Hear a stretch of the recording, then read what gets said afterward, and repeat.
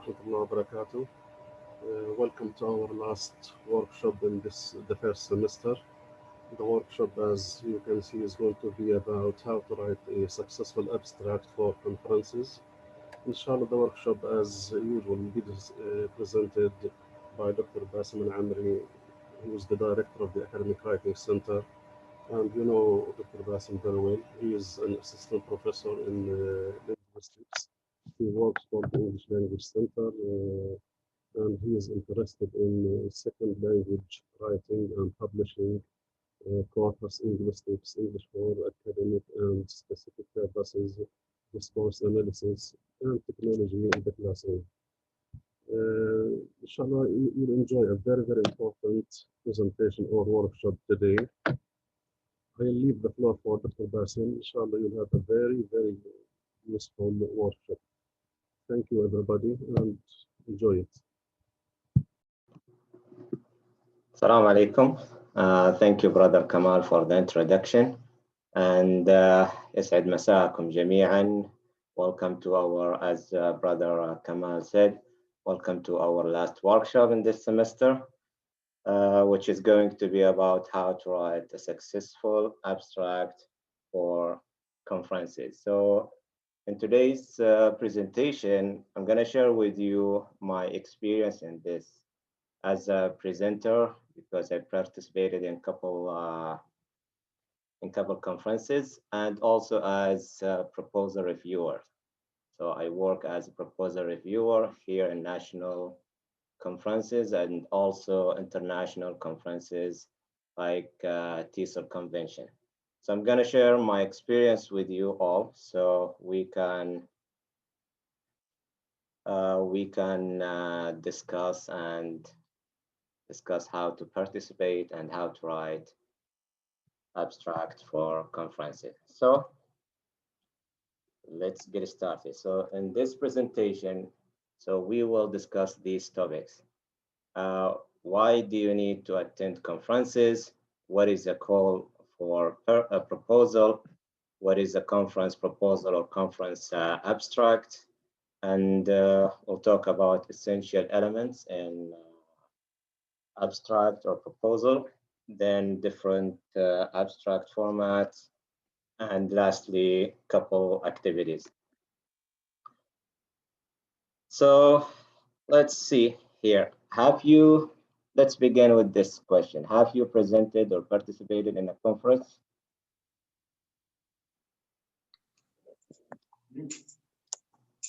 You can just write in the chat. Shog said no.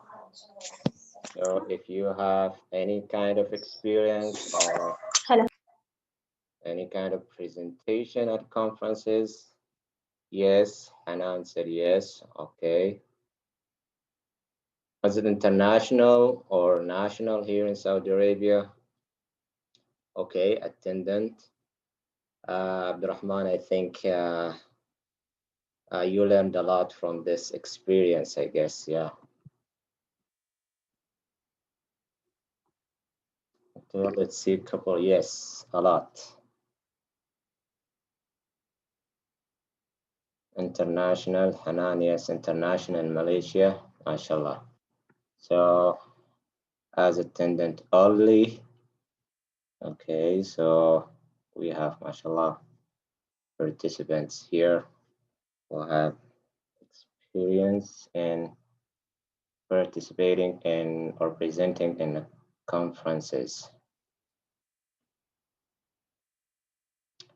Okay, so let's begin now. Oops. All right, just general information about conferences or professional conferences. There are different types: local conferences, national conferences, and international conferences. So we see here, we have different different types. We have this one, I would say plenary, maybe plenary talk here. And at the bottom here, we see poster sessions. So the content of conferences in general, it could be either research-based or practitioner-based. So, and most of the conferences share kind of combination between research and practitioner oriented uh, oriented conference.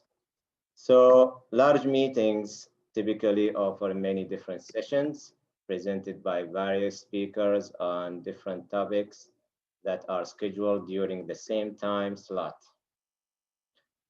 And the format of the sessions, there are different formats: formal speech or keynote speakers, a workshop, panel discussion, roundtable, posters, virtual presentations, like what we have during the pandemic time. So almost all the conferences have shifted to online or virtual conferences. So why do you need to attend conferences? Why do people need to attend uh, conferences? Any ideas about this?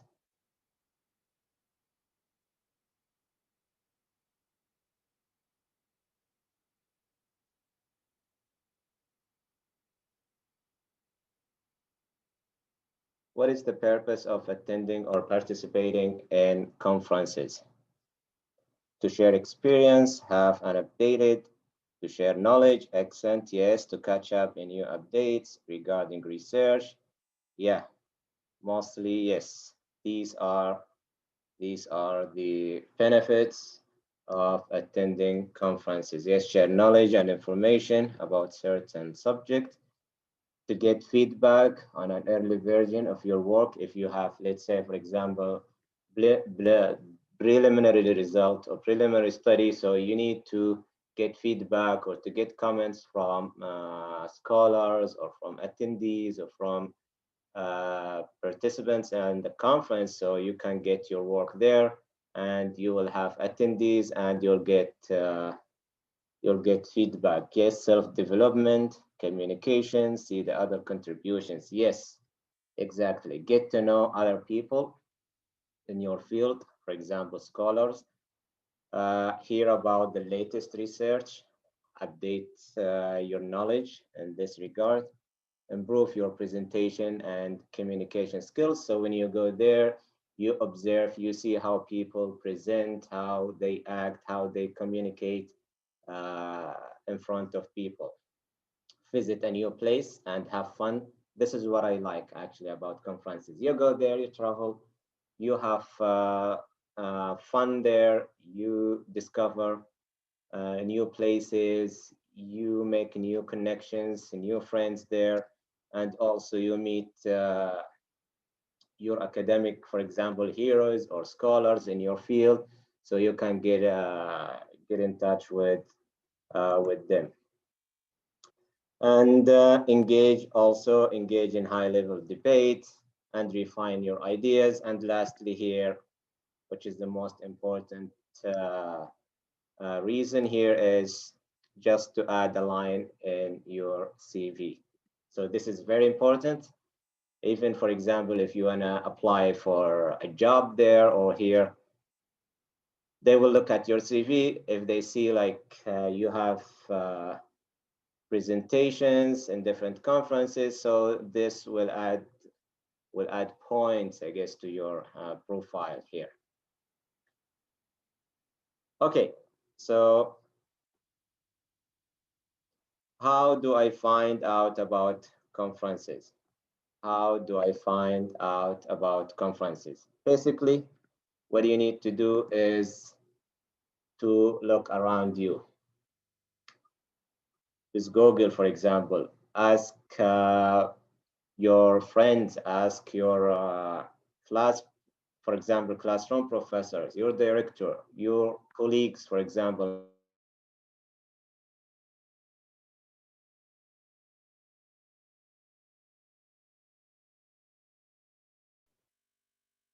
in your department. You can also consult your colleagues in the field or get advice from them. Use journals, use magazines, and also you can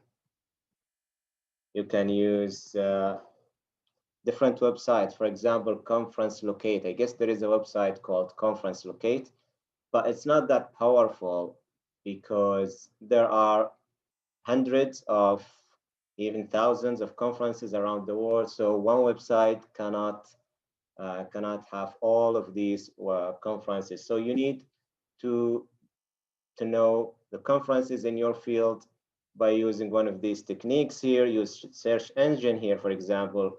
You Google these keywords, call for paper.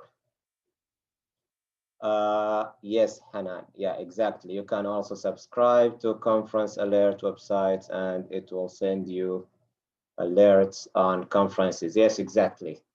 And also you can use Google here. You can Google these keywords, call for paper or call for proposal, plus conference, plus add your field here. For example, I'm applied linguist. So I will just use this technique, call for paper or call for proposal, plus conference or symposium, plus applied linguistic, for example, or TESOL or corpus linguistic or second language writing. So these are different conferences that I have attended. So what is a conference proposal or a conference abstract? Conference abstract or proposal is a standalone document that proposes your presentation for a conference. So you will have two kinds of audience here. The first, the primary audience, you only have to convince the review committee or the conference organizer. Then the secondary audience here, you basically those who are the attendees in the conference. The purpose of writing a proposal or abstract here is to create research space for yourself and to appeal to your primary audience, which are the review committee, so it will be accepted. So this is the main purpose of writing this kind of Loris here in 2004 shows that abstract constitute the gateway that leads organizers of conferences to accept or reject paper. So this is very important when it comes to writing abstract or proposals. So the better of the abstract, the better chance of getting accepted. We'll see in a minute how.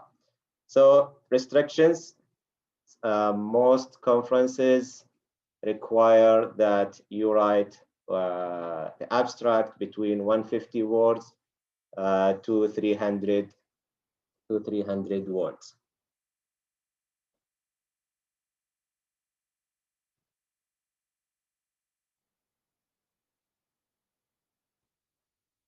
So what is a call for proposal?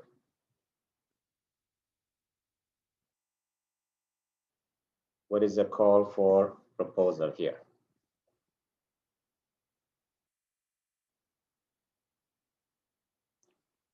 Call for proposal here, we have the information, the announcement, yes, the announcement of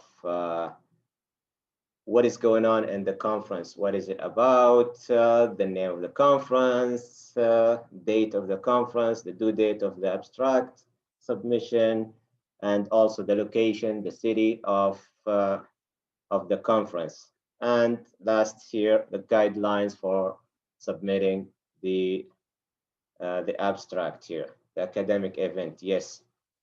Also, call of papers or call for proposal, you might see things like hotel information, keynote speakers, abstract formatting information such as word count, columns, font size. You will see all of these information and details about the conference and the call for proposal. So you see here examples of different call for proposals. Some of them are just short, and others are detailed like what we see here if you on your right here, but most of them are just a flyer. So when you go to the conference website, so then you will see the whole story, the detailed information about the conference, about all points. For example, here we see different topics, different themes, and the date, even the time here. So call for proposal is necessary for any conference, and you cannot find any conference or apply for any conference without a call for proposal. Okay, what do I look for in a call for proposal? What do you think?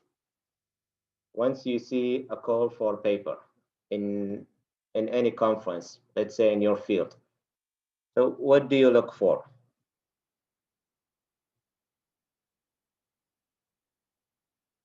Theme, exactly, yes. Theme, topic, okay. The topic.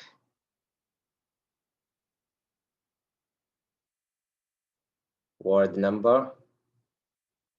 Step 1, look at the conference title and ask yourself this question. Is it in my field? Field, topic, amount of paper, yes, excellent, Abdurrahman, yes. Venue as well. Look at the conference title, ask yourself, is it in my field? If it's not, forget about it, look for another one. If it is yes, so then you need to move on to step number 2 here. Look at the abstract. Look at the abstract, due date, and ask yourself, is it in the future? So how far is it from today? 1 week, 2 days, month, couple months? So if you think you'll have time to do your study, if you wanna submit your paper to this conference, look at the date. Do I have time to conduct my study and have like initial results so I can write my abstract and submit it there? If you don't have time, so then you need to look for another one. If you have time to conduct your study, so then you need to move on to step number 3. Look at where and when it will be held and ask yourself, do I want to go? Do I want to go there? Let's say, for example, if we have a conference here in Jeddah, for sure, 99% I would go to the conference. But if it is in Riyadh, for example, in Dubai, even in Europe or USA, so here the chance of going there is somehow is low. So here you need to ask yourself, if you decide, okay, go ahead to next step here, which is who will pay for it. This is the most important part in this process. If it is here, if it is national, if it is local, so it's cheaper, it's doable if you can travel to Riyadh or any city here in Saudi Arabia or even here in Jeddah. But if it is in, let's say, any other country, so here you need to think about who will pay for this. The good thing is KAU might sponsor you based on the policy that they have. So you need to ask the administrators in your department or in your college regarding the policy, but they will sponsor you based on what they have on this regard. So if you find a sponsor or if you can sponsor yourself, so then move to next step. Look at the conference theme and topics and ask yourself, does it help my brand? Okay, for example, if I'm from applied linguistics, so this conference is in applied linguistics, but when I look at the themes and topics, these topics and themes are not related to my research interests. Here there is a difference. between themes, topics, and your research interest. For example, my research interest is corpus linguistics. So if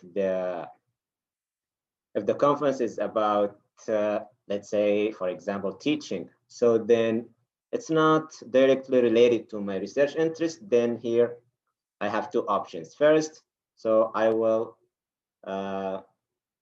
ignore it. I will not go there. The other way, which is what I like, is to find a way that, let's say, for example, to find an interdisciplinary way that you can conduct a study that connects to your research interest with the theme, one of the themes or topics of that conference. So this is the best way. This is the best idea if the conference or the themes and topics are not related to your field. So when you conduct an interdisciplinary study, this is what the conference organizers like about interdisciplinary studies. Last one, ask yourself, what steps do I have to take next? So next, you need to conduct your study. Then try to find at least initial results.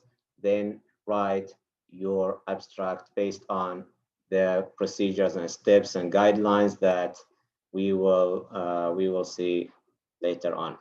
So the timeline, this is it here. This is just a general timeline of the conference proposal here. Start, search for conference. If you find the conference, then decide whether you want to go with co-authors or you want to do it as a solo author. So then you move to write research, do research, and then write your abstract. You cannot write your abstract without conducting a pilot study, let's say, at least a pilot study. Submit it. So then it will go to the program chairman or the organizer or review committee. So then wait for a couple months, wait for a couple of weeks. But in top conferences and symposiums, so then you need to wait a couple months, 2-3 months to hear back from them. So if you receive bad news, rejected, so then you need to analyze it. So you see why my abstract is rejected. So you need to read the comments, feedback from the reviewers. So then it's not the end of the day. You need to move on to another conference. If it is accepted, yes. So then you need to move on to what? To prepare your presentation, to complete your study.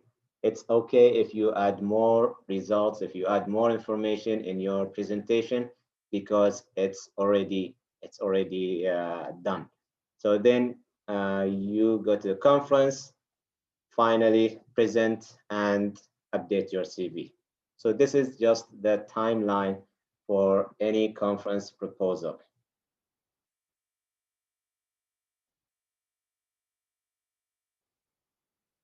Okay, types, proposal presentation types. Let's see what types do we have.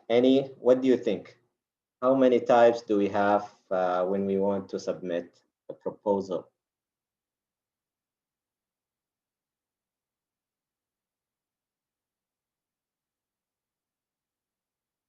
Posters, okay. Oral poster.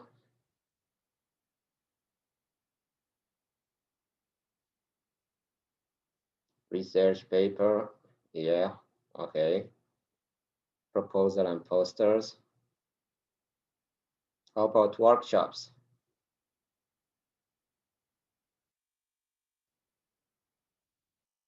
And if it is accepted, a research PowerPoint presentation.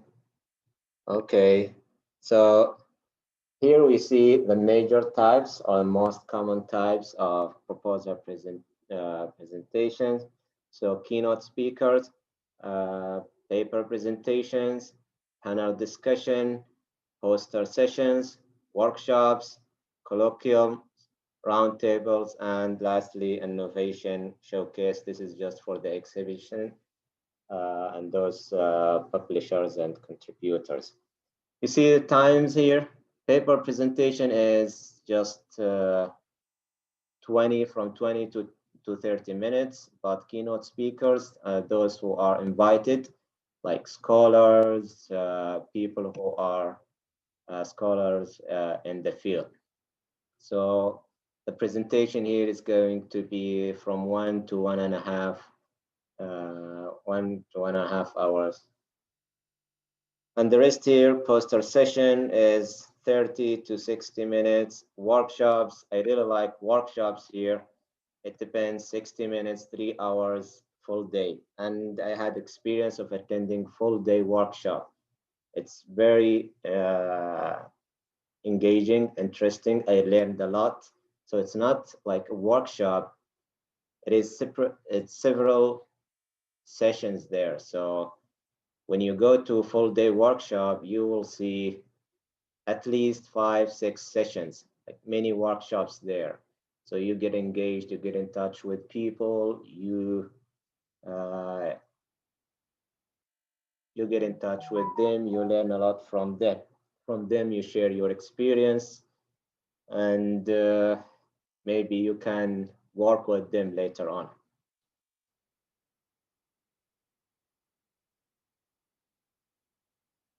Okay, the most important part.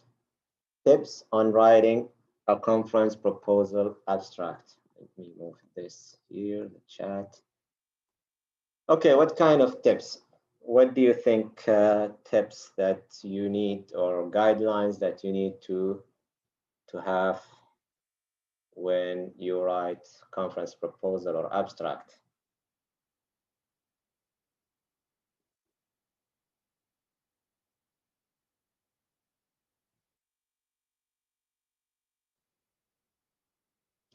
Use formal language. Okay, yes, Bender. Formal language. Don't use colloquial language or slang language. Clarity or clarify the main contribution. Should it be short and directed? Yes, I like it. Directed. Ensure the word limit. Yes, very important. Use conferences template. Yes, you can do this. This is what we call genre approach. We'll talk about it in a minute. Okay, oops. So the golden advice is follow any guidelines you have been given, because different conferences have different guidelines. So this is the first step. Go to the guidelines, see what is required, what is not required. Have someone with experience review your abstract. This is very important. You will write a couple drafts, so you need to ask someone who is expert in the field or someone that you can trust. So ask him or her to review your abstract. And we will do this actually in the writing center. So whenever you have abstract, we can help you out in this regard. Don't wait until the last day to prepare. You need to prepare way ahead. So let's say, for example, weeks or months before the deadline of a submission. So these are the general tips. Let's see the specific tips in writing abstract, proposal abstract. Define all acronyms and abbreviations except standard ones and unit of measurement. For example, in my field, for example, TESOL is abbreviation here. So I don't need to write the full term of this word, because people or the community practice or the discourse community of applied linguistics and TESOL, they know this abbreviation. So no need to rewrite it again or write it in full form. When Here, spell out names of tests and drugs. This is in science. Use generic names for drugs. Define unique terms if you have unique or new terms. So here you need to define them. What do you mean by this and that? Abstracts should correctly reflect the purpose and the content of your paper. And this is one of the issues that most proposals that get rejected, you cannot identify the purpose and whether the purpose is related to the content or not. I experienced this, and also no need for references unless if it is necessary. For example, if you want to open the research gap for reviewers, so here you add couple references here or citations just to open the research gap for, or to show the research gap for reviewers. And the last one here, proofread carefully. Check the spelling, check the grammar. Sadly, when I review articles, even in the international conference like TESOL convention, we receive proposals that have grammatical mistakes, spelling mistakes. So these silly mistakes may and yes, may contribute to the rejection of your proposal. The proposal is good, but it has several grammatical mistakes, several spelling mistakes. So these are called silly mistakes. So there is no need, with careful reading, with careful reviewing. So it's easy to overcome these mistakes. And weakening the paper, yes, Bender, thank you. These mistakes we weaken the paper. Concession and clarity. Most abstract range from 150 to 300. So as I guess Hanan said here, write within the limit. If you have a limit up to 200, so then don't go beyond this. Even 201, the proposal will get rejected right away because you don't follow the basic requirements of the proposal. Make each sentence as informative as possible, especially the lead sentence. I'll talk about the lead sentence in a minute. So this abstract or proposal is very short. So you need to get benefits from every sentence there. Don't waste space in doing and writing unnecessary information. Avoid sentences that contain no real information. Policy pedagogical implications are discussed. So here you need to discuss these implications in just one sentence. If you still have like space for a couple words, so at least you need to present the implications here. And one of the main issues of the abstracts that were rejected in a conference, that there is no clear implication, either practical, pedagogical, policy, or whatever. So there is no significance, there is no implication of this proposal or this abstract. Give data, mean, standard deviation if you have, p-value, and most importantly, the sample size. The number of participants should be included. Right, this is very important, right? In active voice and personal pronouns for study objectives. For example, we examined, I examined, we tested, we found, I found. So inshallah, next semester we will have a separate workshop about active voice and personal pronouns, when to use when to use this and when not to use that. But in proposal and conference proposals and abstracts, so you need to use active voice and how you can determine the best sample size. It depends on your study. For example, you have 200 participants, you need to state this in the abstract. Don't say, for example, the study had participants, just generally. You need to state it right away. The study had 200 participants, for example, to 100 males and to 100 females. So something like that. But don't just state that the study had participants. Avoid unexplained acronyms and jargon that may be unfamiliar to your audience. Try to stay away from jargon, especially jargon, because if you use acronyms that are not related in your field, so the audience may not know these acronyms or jargon. Use signals. What about the book of conference? Is it as publication of my work? You mean proceedings? Proceedings once you finish, and if the conference has proceedings, so then you can submit the whole paper, not the abstract.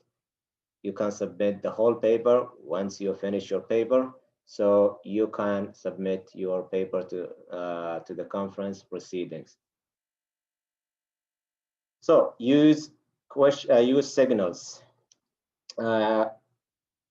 Question: we ask whether X inhabits Y. Your method here, you can use this signal to answer this question. I used to test the hypothesis that I conducted this and that. Your result, I found that the findings showed that the results showed that. Your analysis, descriptive analysis, such as the mean, median, standard deviation, or even inferential statistics such as ANOVA, ANCOVA, and t-test. So you need to state them clearly. Your answer, discussion. We conclude that X inhabits Y, therefore. So here, 1 or 2 sentences just to discuss your results. Again, it depends. If you have 300 words, so there is like a room to add such this information. But if it is, for example, 150, so there is no room. It's tight here if you want to add discussion. Your implications, we suggest that X may play a role in this. The pedagogical implications of this study are, so these are, we call them signals. Recommendations, we recommend that X be administrated. I recommend this and that. Choose verbs that signal the parts of the abstract. Here, present tense for topic, problem, or questions. Past tense to describe methods, results, and analysis. Present tense for implications and recommendations. But here, try to hedge your language, or to soften your language. For example, you cannot say, it's not good to say, my study will do this and that. You can add may, you can soften your language here. Should be administered, can improve, for example. It's totally fine if say my study will improve, but if you soften your language, if you hedge your language, this is even better if you use this language. Future tense here, I will measure, this exploratory study will investigate, and this even in proposal, especially in workshops. Future tense here mostly is used in workshops, proposal workshops. how I soften the language. Here, use hedging. We call it hedging, like don't we have hedging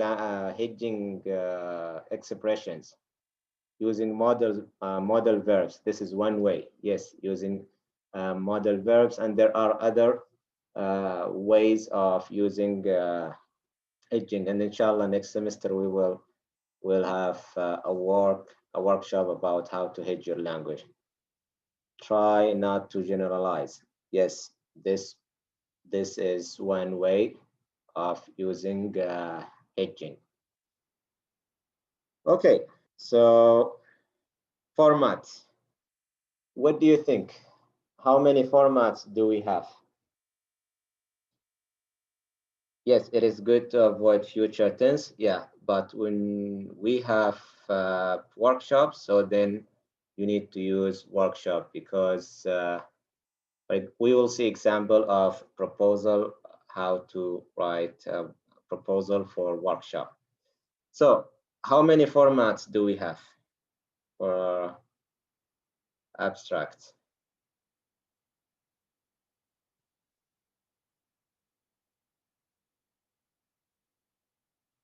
Any thoughts on this?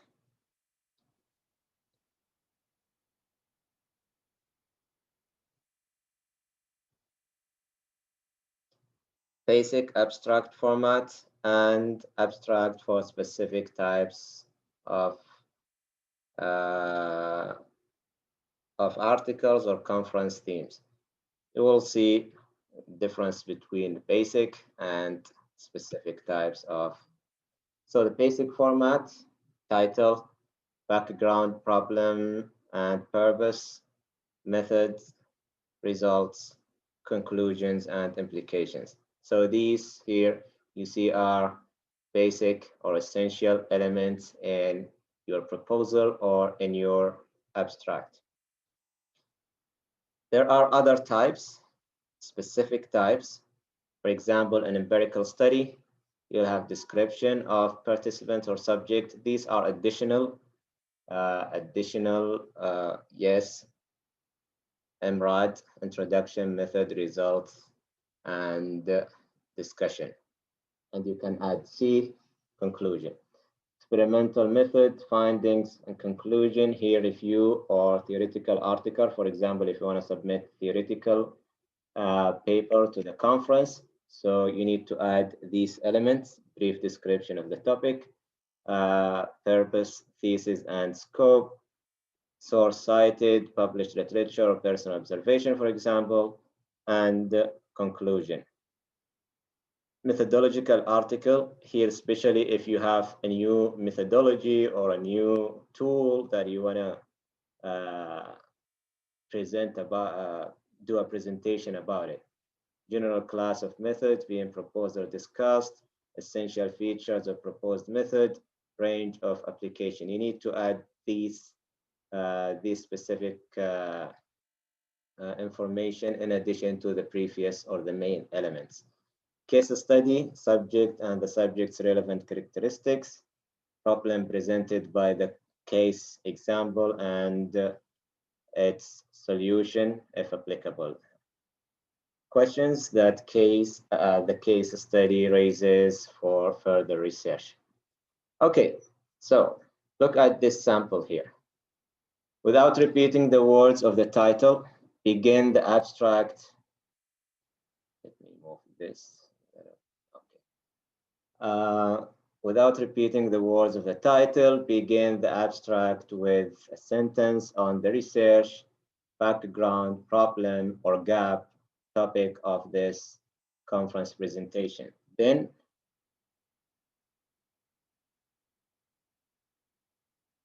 state the objectives, purpose or purposes, relevance, significance of your research, and the reasons why it was undertaken. Next, the qualitative, quantitative, or mixed method. So you need to describe here your method and also data collection and the procedures of analysis.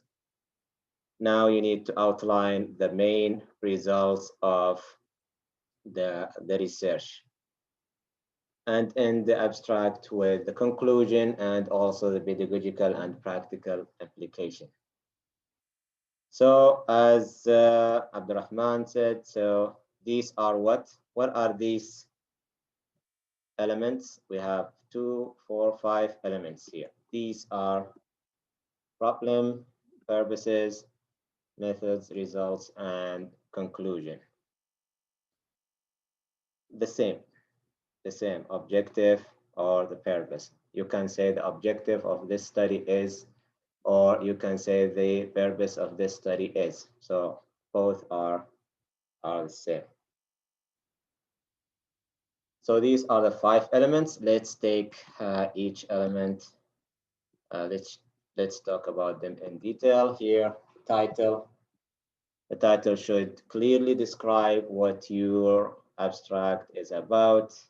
Catchy and interesting enough to encourage readers to want to learn more.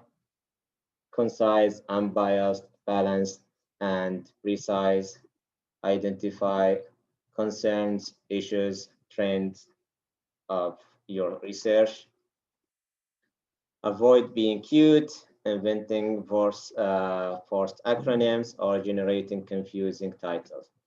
The last one here, which I prefer to do this, and every time I write a proposal, refer to a copy of a conference program from the previous year. Why? Because sometimes you may find presentation or couple presentations that are closely or similar, closely related to your work. So you can try to make your title just close to these previous presentations. Okay, so what do you think of this title here? Good, not good? Does vaccinating children and adolescents with inactivated influenza virus inhibit the spread of influenza in anonymized residents of rural communities? What do you think of this? Is it a good title?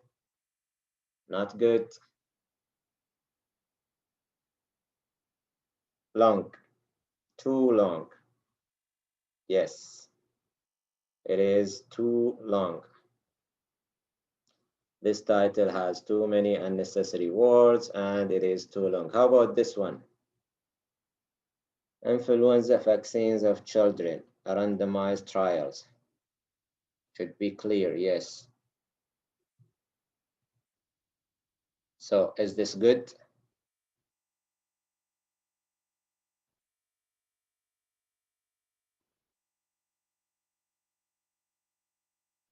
Concise, clear enough. Clear enough. Let's see. It's too short here. But it doesn't say anything. Excellent show. Yes. Missing context. Exactly. Need more information. Yes. Need more information. How about this one? Effect of child influenza vaccine on infection rates in rural communities. A randomized trial. Yes, appropriate. That's better. Yeah. Short, easy to understand, and conveys the important aspects of the research. Yeah, perfect. Sounds good. Okay, problem and purpose here. So it should explain why your abstract is important or novel. Here, the novelty is very important when you apply or when you submit your proposal for conferences. You need to have a novelty study or novelty findings or results. If you have this, I would say, okay, your study or the chance of accepting your paper or your abstract or proposal is even higher if you have a novelty in your study. Attract your readers' attention. Be direct and explicit. I guess Pander mentioned this So use this very direct sentence or signal or expression. The purpose of this study is to make it simple, clear, and direct. State the problem in a sentence. What is already known or background here about the subject? What is not known, which is the research gap, something that you need to address here. You need to add to the literature. You need to add to the to what is missing here. Usually, the problem and purpose. This part here is just 1 to 3 sentences max. Don't go more than 3. Examples you see here, unfortunately, however, I highlighted the research gap here. Unfortunately, however, does not always. So these are, when you use these expressions, I can directly read your problem. I can directly read or understand or know your purpose and the problem of in the literature that you want to investigate. Little is known about the type of prompts. Unfortunately, however, does not always. So these are direct, explicit, and straightforward. You can use them in your study. The objective of this paper and the purpose of this paper.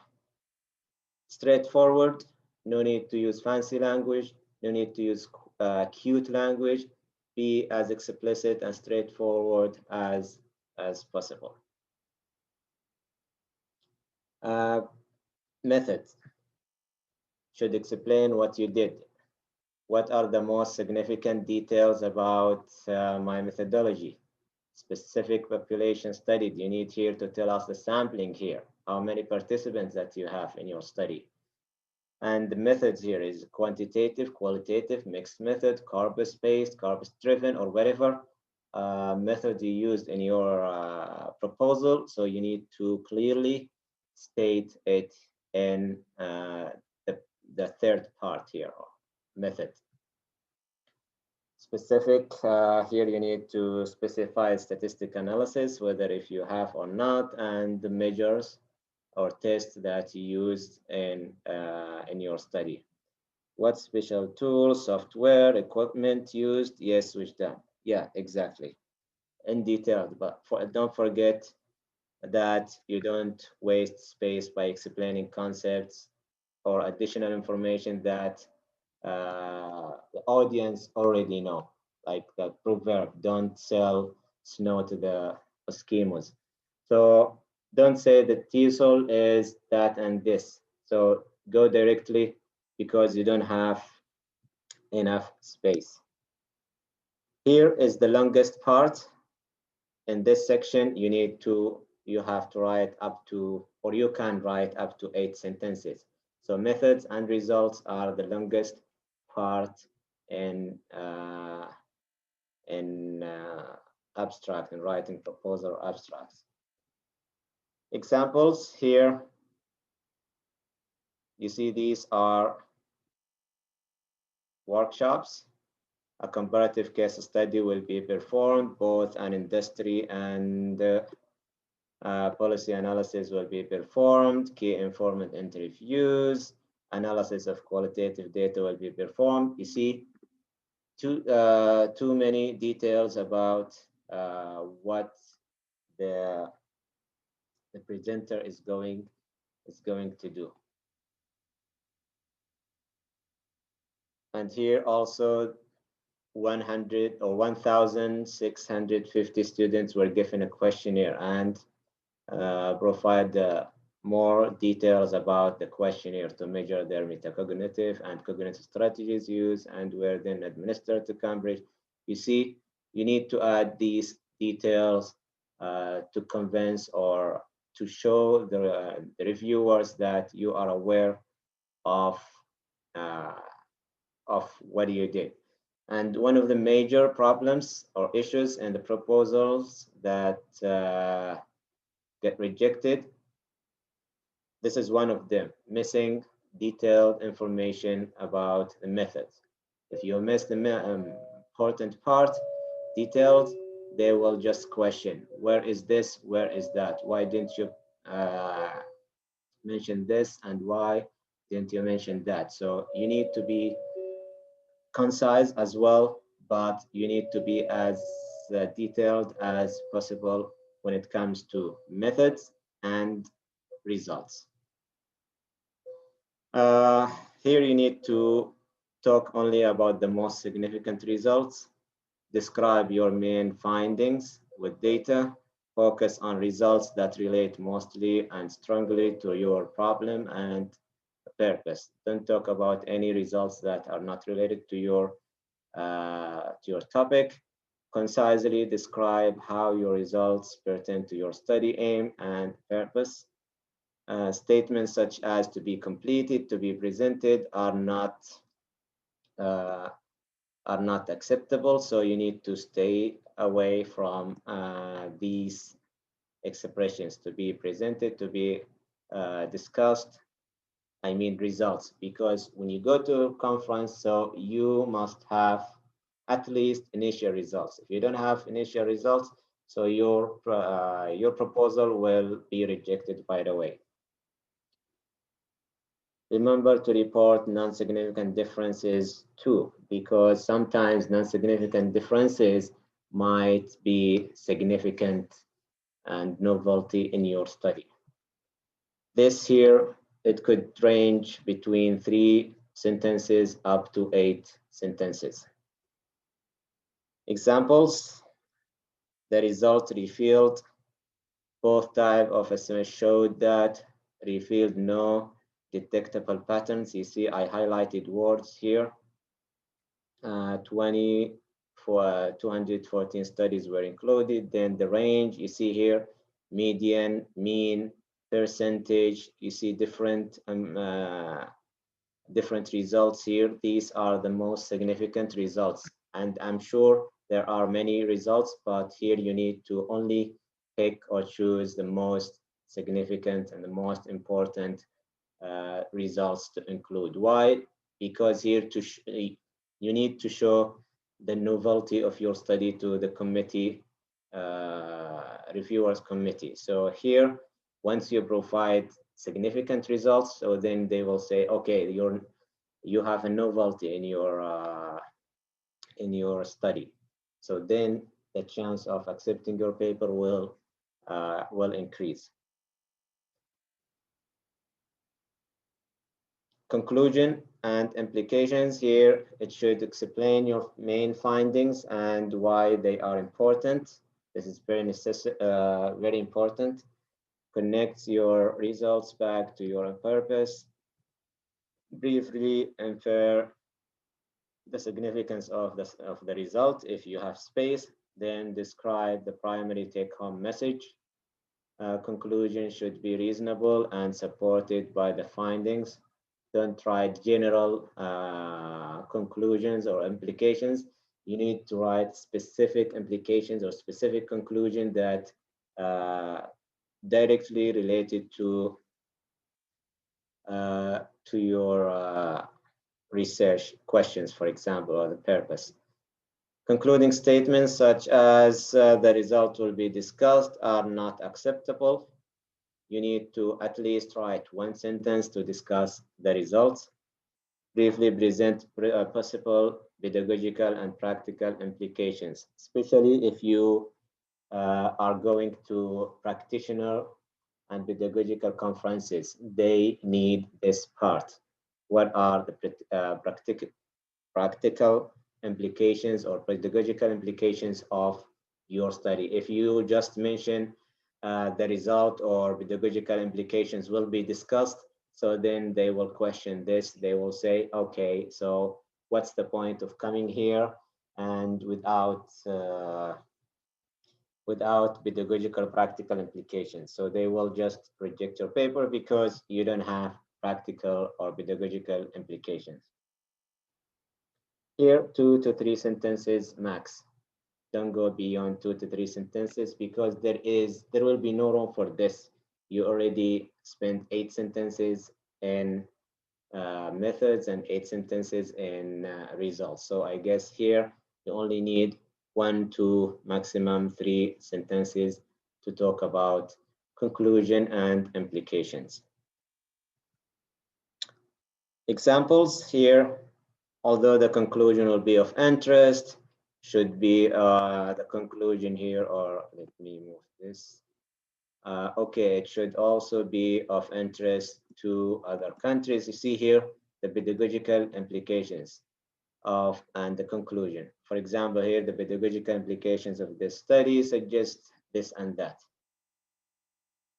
So if you use these keywords or these expressions, then you don't need to think about, oh, how I'm gonna write conclusions, how I'm gonna write implications. Use signal words and signal expressions, and you are good to go. Again, here students will gain authority for their own learning. You see, these are just signals, expressions that you can use. Okay, general evaluation criteria for conference proposal. What do you think? What do reviewers or committee reviewers or proposal reviewers, what do they look for? How are they going to evaluate any conference proposal? And of course, every conference has some criteria, but in general, let's see, novelty, yes, especially in top conferences. Top conferences are looking for novelty in your study. It's okay if you replicate it, but there must be something significant, something new, something novel. Okay, relatedness to the theme, excellent. Following the guidelines, very important, yes. Very important. Okay, this is one of them. Does the proposal conform to the guidelines? Is the session appropriate for the venue or off topic or off theme? Is the proposal representative of effective scholarly writing? Does the proposal have a clear focus or highlight best practice? Again, best practice in the field. Does the presentation hold promise for advancing thinking, push the field forward? This is another expression that we use. Does this paper or this presentation push the field forward or not? Does the proposal reflect audience awareness? So, and the last one, is the proposal relevant, engaging, and compelling? So there is a rating scale from 1 or from 1 to 5. Let's say, for example, appropriate, you can just rate it from strongly appropriate, number 5, number 1, not appropriate, and there is between 1 to 5. So this kind of rating scale is used to evaluate conference proposals. So what next? If you submit your paper, if you submit your proposal, so what next? If your proposal is rejected, it's not the end of the world. Take the rejection letter and learn from it. Fix your submission and resubmit it to another conference. And I'm sure you have list of conferences, so learn from the feedback. Yes, learn from your mistakes and learn from the feedback. So how about the opposite? What next if your proposal is accepted? What will you do? Celebrate. Yay, my proposal is accepted. Submit the paper. It's too early. Prepare. Yes, it's too early to submit the paper. So then you need to prepare well. Go on to the presentation phase. Yes, this is it. Follow all instructions regarding registration, payment, revision of abstract, uploading a presentation, especially in online or virtual conferences. Plan to attend a variety of sessions. Don't just go to your session and leave. It's time for you to get in touch with people, make connections, collaboration with scholars and people in your field. Work on the presentation paper and prepare well. Yes, preparing. Participate, yes, in some workshops. Don't just go there and do your presentation and go home or have fun. Yes, you can have fun at night, but during conference day, you need to attend a variety of sessions. And last one here, be prepared to talk about your current institution and academic or research interest with others. Here you need to get in touch with them. Don't hide behind your fears. So you need to make some connections there, make some networking there. Okay, strive for additional information relevant to your proposal. Exactly, yes. So we still have a couple activities. What do you think of this? Let's take 2-3 minutes to read this. So what do you think of this abstract or proposal? Is it good, not good? What is missing? Or what do you think? Let's take 2 minutes and then we will discuss this.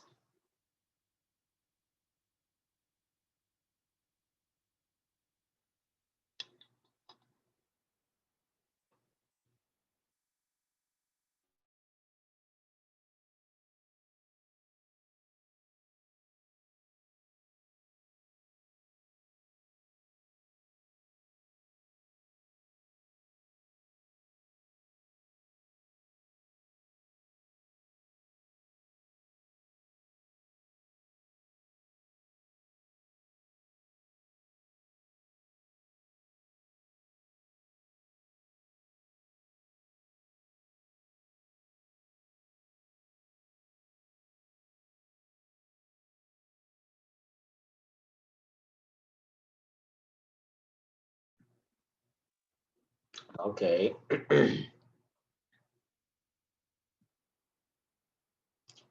Novelty may be missing. Could the introductions split it? Yes.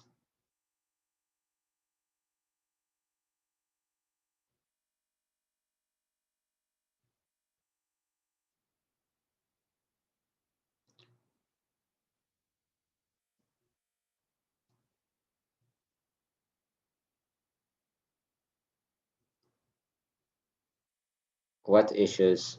What do you think? Are there any issues with this abstract?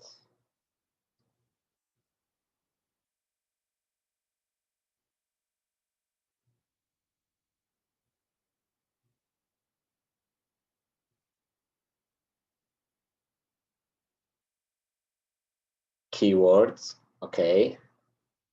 I'm not expert, but I think a lot. Long sentences, yeah. Especially sentence number 2.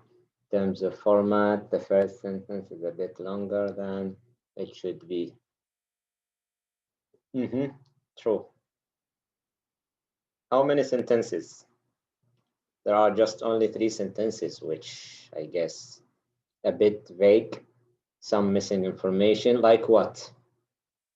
What information? What do you think? What is missing here?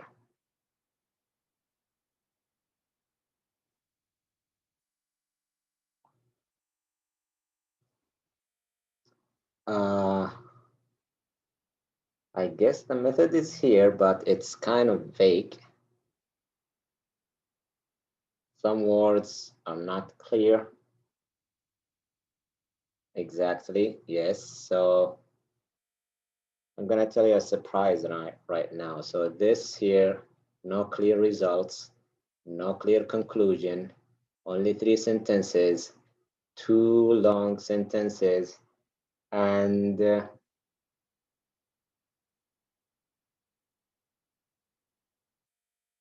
very long sentence, number 2, spare number, but it might be, okay, the surprise here is this abstract is or was accepted. Why? Because of, as who said novelty? Let me go back here. Novelty, yeah, Bender said novelty. So this abstract was accepted because of the novelty of this project. Believe it or not, yes, this abstract was accepted because of the novelty of the study. Okay, how about this one here? A bit long, but how about this one here? What are the issues?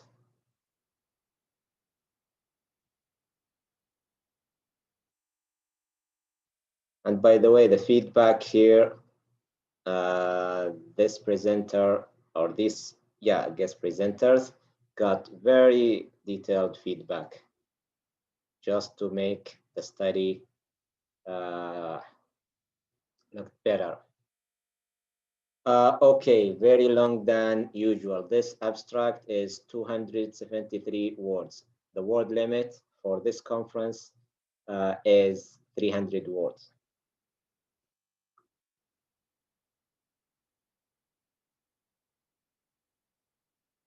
So it is within the word limit of that conference.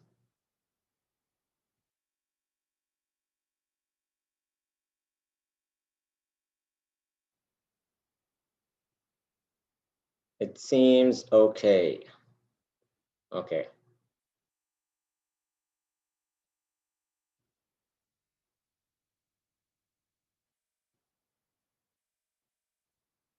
The references. Okay, it's okay. You can add references just to open your research gap, as we mentioned. It's okay for just one reason, to open your research gap, to tell the readers that, you see, all of these references, all of these studies did not focus on this. I will focus on it. The first part is background or history. It's okay with that.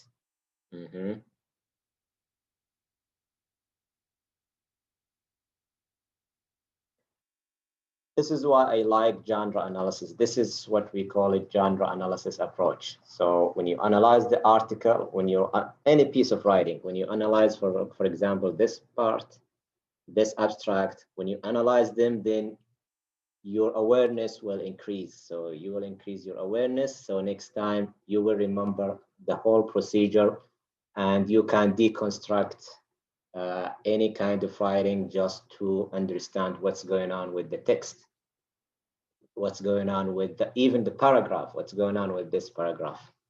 So this is the beauty that I like, and that's why I'm advocating the genre-based approach. Okay. How about now?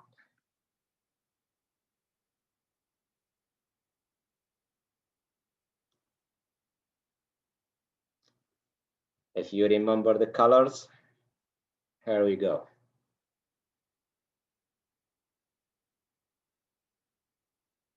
But now here, now colors.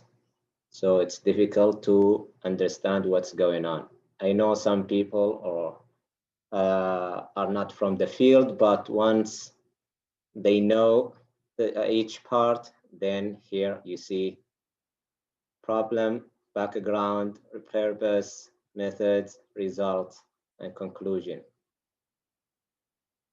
It's a typical paragraph, typical abstract, typical proposal, and this proposal got the highest, what is it, score? Yes, score, because of the novelty, well organized, well written, all the aspects, all the parts are there except for conclusion. Why? Because the author spent much time or space on the introduction just to convince the reviewers that, okay, this study is novel because according to these studies, or these studies did not focus on my point. So this is a very good example on how to open your research gap. All right, so I think here is a worksheet. If you want to go to any conference, you can use this worksheet to analyze any abstract, just to, if you want to submit your paper or you want to analyze the abstract that's already there. Because when I read any article, it's really helpful. Yes, yeah, Ilham. Okay, so concluding remarks. Read the abstract submission instruction. Let me move this. Okay. Don't wait until the last day to prepare. Write complete, concise, clear, and cohesive abstract. Have someone with experience review your abstract. Double check for spelling errors and typos, and meet the word count limitation. That's it.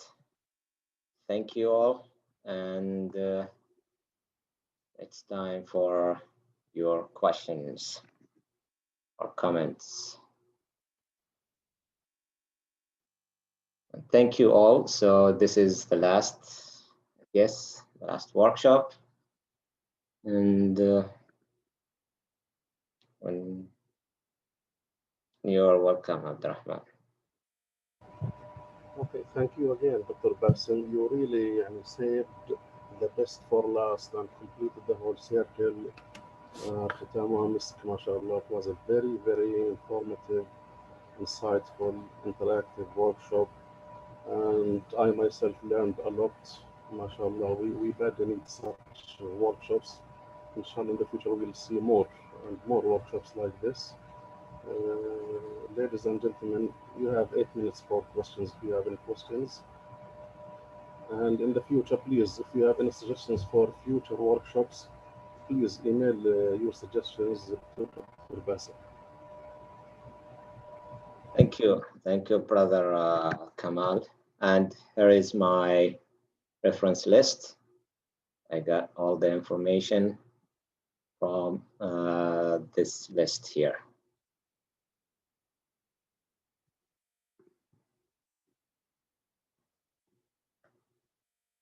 And thank you. Inshallah, next semester we'll have a round of workshops, inshallah. How can we get the PowerPoint? Okay, email me. I will send the PowerPoint for you. And don't forget that the recording will be available on the YouTube channel tomorrow, inshallah, or late tonight. Inshallah, yes. Bandar, we need practical workshops if possible. Inshallah, bi'idhnillah, we will work on this. We'll have it more practical, despite the difficulties of online workshops, but inshallah, we will take this into consideration next semester, bi'idhnillah.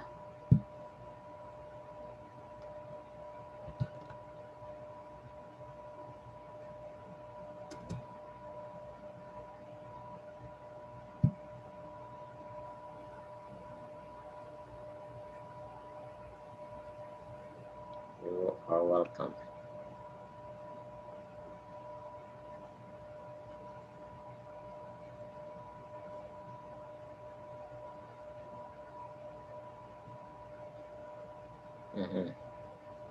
Yeah.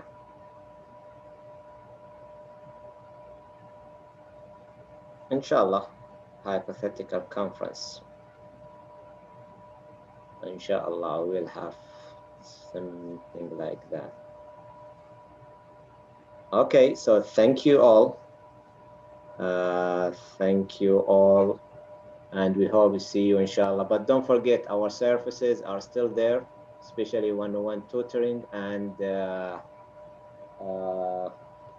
thesis coach. If you have any questions, if you have anything that you want to discuss to improve your writing skills, so please make appointment, go to the Writing Center website and make appointment, then we will help you out in your writing.